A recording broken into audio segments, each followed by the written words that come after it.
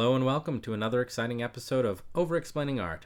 I'm your host, Antonio Ramo, and the way this works is I will read the piece in its entirety first, and then I will go over it word by word, line by line, and dissect every detail and facet until you dislike the art piece because it has been overexplained. So without further ado, I will read the piece in its entirety, and this one needs to be read with an accent. We'll explain why afterwards. Let us explore once more the loins of lore. Do the loins a tiger fear lions roar? Can the Geiger counter Adam and Eve? And does the great Creator ever grieve? How grim it is to grow this sim of tree. If man can kill off God, then who kills me? So, dissection. We'll start with the outside of the poem, because that's always easy, right? Well, we'll start with the whole shape of it. It's a quatrain followed by a couplet. The rhyme scheme, very simple. Lore roar, AA, Eve grieve, BB, tree, me, C. Very simple rhyme scheme, very short poem, but it packs a lot in with very short space. We start out at the beginning, let us explore once more. We have an internal rhyme, explore more. The loins of lore, alliteration, loins, lore. Do the lines of tiger fear lions roar? Now you hear I'm still kind of doing that accent, and the reason is because it's an inside joke for us poets. Romeo and Juliet, it was there first, where the Old English, the way you pronounce loins and lines, loins, they sound exactly the same. So in Romeo and Juliet, when they're talking about from forth the fatal loins of these two foes, a pair of star-crossed lovers take their life.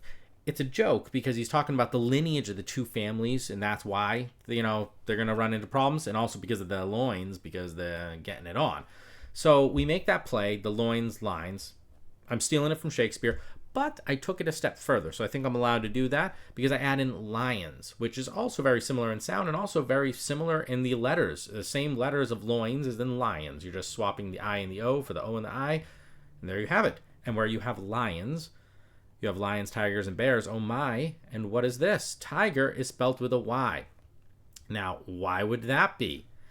Well, let's pop over the next screen. Because of the Tiger by William Blake. Tiger, tiger, burning bright, in the forest of the night, what immortal hand or eye could frame thy fearful symmetry? Symmetry. See, I'm already making the joke. Sim of tree. It ties it all together, right?